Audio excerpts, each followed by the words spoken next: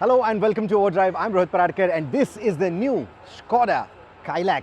Of course, the name is not here. The ones inside will have all the branding loud and clear. That's the name that the Indians have chosen for the car. This is a car made for India by Skoda India with a high level of localization. This is their first proper sub 4 meter crossover offering. Let's not count the Fabia Scout in there because this is a proper SUV look. It's derived from the Kodiaq, of course, in terms of the design, in terms of the platform. It is built on the A0iN, which means it's sharing some of its underpinnings with the Kylaq.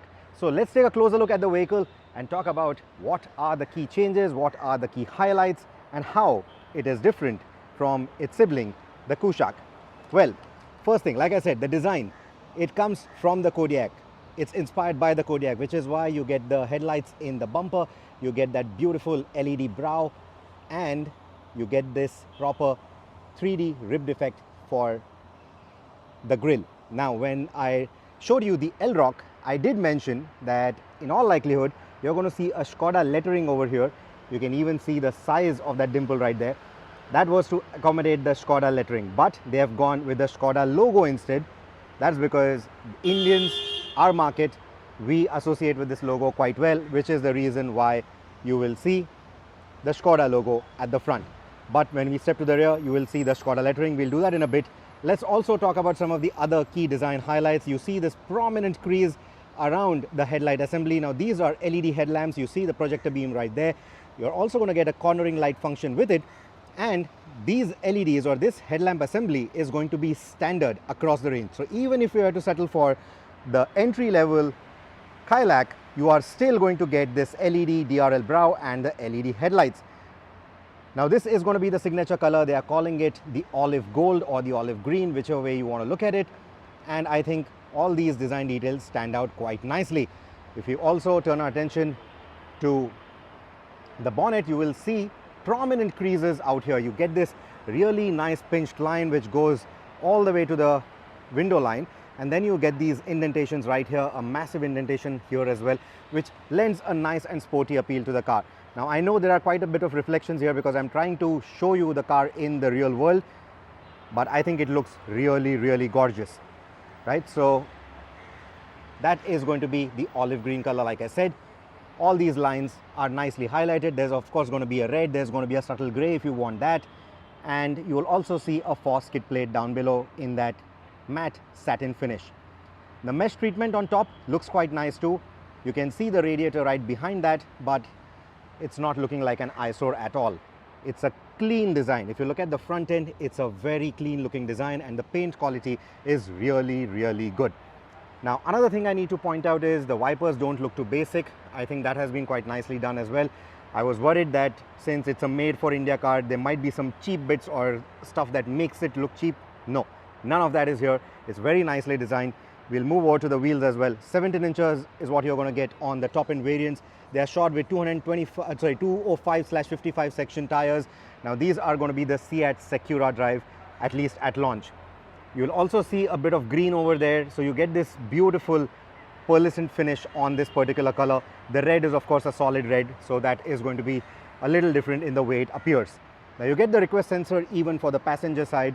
And if you look down below, you get this beautiful pattern on it. It's subtly done, but a nice pattern that you will see on those rub rails or on those rocker panels.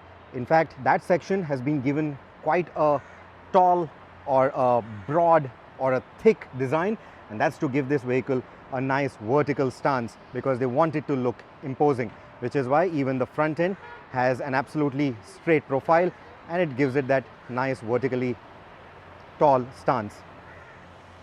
Now let's move over to the rear. The rear is, I think, where they should have taken a little bit more inspiration from the other Skoda cars, especially the Kodiaq. I would have liked to see slightly bigger, slightly longer tail lights, and when I say longer, horizontally, that would have been much better. It would have established a nice sense of width also to the car, not just the sense of height that they're trying to go with. So you see that down below. There is the 4 skid plate that you see right below as well. And as I was saying, the Skoda lettering on it and those stubby LED tail lights. Now this particular design detail, it reminds me of some of the older Skoda and Volkswagen cars like the Polo, for example, or even the older Rapid, and it's a nice design touch. Again, the sculpting is quite nicely done on the entire boot. And speaking of the boot, let's also step in and see what the boot space is going to be like. So let's do that in a bit, but let's just finish the exterior bits first. You get this rising window line, which again adds to the effect. I also like how they have done a little bit of that 3D effect there. It really adds to the premium appeal. I like how it rises up. I like how the whole window line rises up. And then we also have these roof rails right on top. You also see the shark fin antenna. Again, a Skoda signature, a high stop lamp. This is not exactly a spoiler element, but you also see a high stop lamp for it. You will see the wash and wipe provided on the top end variant. I want to see if the low end one has it as well. Now let's take a look at the boot. That's the boot space for you. 446 liters of boot is what you're going to get. Now the interesting bits, if you look at the loading lip, it's not too high. So lifting heavy baggage, keeping it in there shouldn't be a problem at all. You will also see these hooks, 3 kg capacity for the hooks. So if you need to hang in some heavy items, heavy bags there, you can do that as well. And the boot itself is very nicely designed. It's nicely maximizing the space. So even if it says 446 liters, it's not like it's some random calculation. It's a nice proper aperture that you see, and a nice indentation for the boot floor. So maximizing the space has been done quite nicely. You also see a 60-40 split seat, so you can add a bit more versatility there. You have this big parcel shelf. You can see that from here. You can see the angle. Now the interesting bit is, if you have to remove this from maybe taller items or something, they have also put this little notch over here on both sides, so you can literally just slide in that parcel shelf into that particular space so that it nicely fits in there without compromising on your boot and giving you that extra volume or that extra height if you so need. So that is another bit that I really like. It's quite nicely done. The wheel arches aren't intruding too much into the boot space, so like I said, it's a very usable space. You also see the ISOFIX tethers there. This is not an electric boot. Of course, you can't expect it at this price. I'm going to come to the price in a bit. So this is going to be done manually. Now let's also go inside and see what the space is going to be like. Now the doors open nice and wide. The aperture is again quite good. Ingress and egress, not a problem at all. Space, of course, like a typical sub 4 meter vehicle, is not going to be the best. Now I am 5 feet 8 with this kind of seating. This is the kind of knee room that I get. Headroom is pretty decent. They have also scooped out the headliner to improve on the headroom, but anyone taller than 6 feet is going to have a bit of a problem here. It's going to be a bit of a squeeze. You also get the center armrest with 2 cup holders, and they have done 3 adjustable headrests at the back, which means you can squeeze in 3 adults if you want to, and you're going to still get whiplash protection for them. The other features include these rear AC vents and 2 USB-C ports. And because Skoda, simply clever, right? So they've given this little space for your phone, and then more space in the seat back for your documents, iPad, etc., etc. Let's now talk about the front of the cabin. So what you get here is the push button starter with a chrome ring around it. This is where you're going to adjust the headlamps from, and you will also see it's got auto headlights, so which is another good thing. This panel is a good way for us to look at the 3 different textures that they're offering. We saw this on the outside, so you get those similar textures on the inside as well. And then you get these white inlay panels, which look quite nice. And then there is this little green rib that you see passing through all of that, and then those textures over here. So that instantly makes it look a little upmarket, let's put it that way. I think it's really well done. Okay, that's a really powerful AC, so let's reduce the fan speed. So you've got this touch panel right here for your HVAC controls. You will also see ventilated seats. So we have ventilated seats, 2-level adjustable for that, and then some of the traditional switches that you see here, including auto start stop. This is what you get a 10-inch for the infotainment. You're going to get an 8-inch screen for the instrumentation. You can see it's got a MID as well. The multifunction steering wheel right here. Now this is going to be a 2-spoke design like we saw on some of the other Skoda cars. It's got those roll and click switches. This layout, this instrumentation, all of that is pretty familiar. I hope it has Apple CarPlay and Android Auto support wirelessly. Wired support is definitely there. You also get a wireless charger in here. You get a 12-volt socket in here, 2 USB-C ports right here. You see the automatic selector right here, because what you're going to get here is a torque converter, a 6-speed torque converter, and also the option of a 6-speed manual. We'll talk about the engine under the hood in a bit. This is what the glove compartment looks like. Another clever touch is that little sunglass holder right there, or the traditional placement is usually over here. You don't get that here. What you do get over here is controls for the sunroof, because there is a sunroof, but only for the driver's side, none for the rear passenger, as we saw. You get LED lights over here as well, and this is electrically operated. The rear door handles are also going to get a little hook for hanging your coat or whatever, and another little Skoda touch is the tag holder. If you want to put your fast tag there instead of sticking it here, you can do that as well.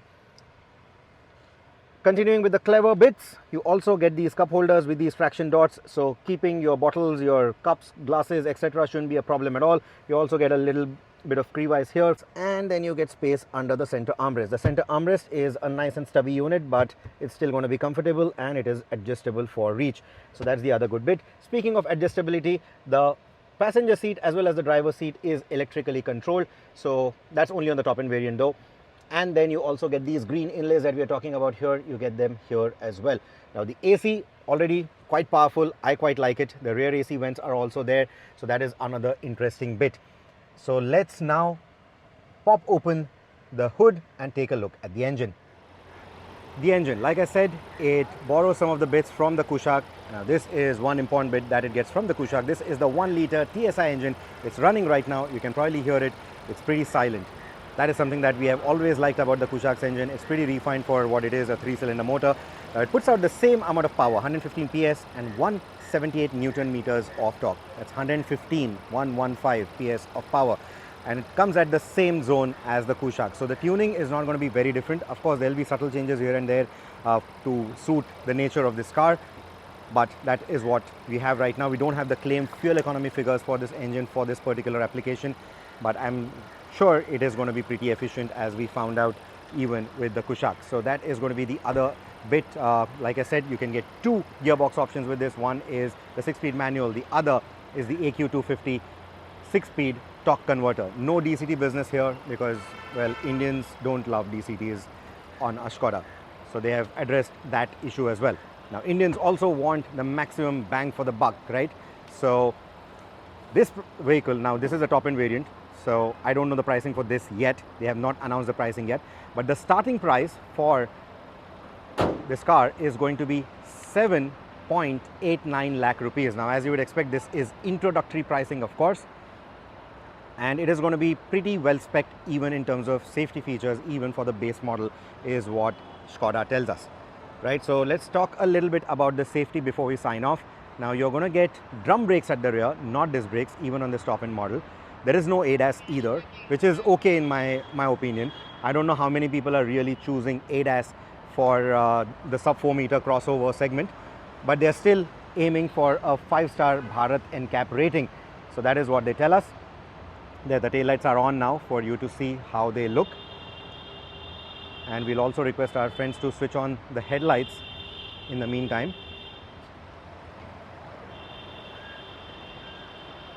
There, so those are going to be your LED headlights, projector beam, like I said.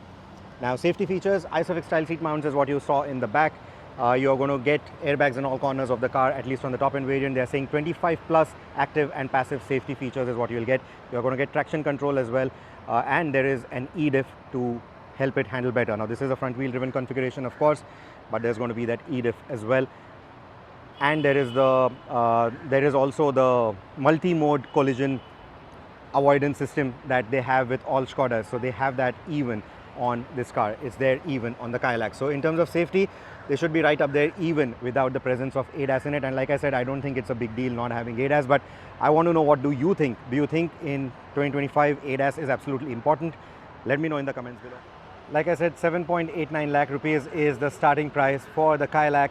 The rest of the pricing, the variant-wise pricing, the variant-wise feature breakup and everything will be announced on the 2nd of December. December is when this vehicle enters production, and the deliveries will begin in January 2025. So what do you think about this car? What do you think about the pricing? What do you think about the features that we saw right now, at least with this particular car that is standing here? Does it live up to your expectations, or does it leave you wanting for more? Let me know your feedback. I think it looks stunning. I think the pricing is really well done. I would probably go with the red color instead of this one, but I think overall this is looking like a very promising product. And the Kylaq itself got off to a really good start, so I think the Kylaq should also generate a lot of interest. And the vehicle should be available for you to see at the Skoda dealerships real soon. It will also be there at the Auto Expo, and like I said, January is when the deliveries begin. So by the time Auto Expo happens, the first lot of vehicles will have delivered already. The first lot of customers are also going to get quite a few benefits, is what I'm told, and there will be quite a bit of interesting features on offer in terms of the warranty, the buyback packages, residual value and all of that. So they're working all of that out as well. Financing is something that they're looking closely into. So even that will probably, there'll be something nice on offer out there. I'm told the first 33,000 customers are going to get some special benefits. What they are is something that they'll announce on 2nd of December with the rest of the pricing. So get cracking, start typing, let us know your feedback about the Kylaq. Thank you so much for watching this video. Please subscribe to the channel if you haven't already, and do consider giving us a like and a share. Until the next one, take care and drive safe.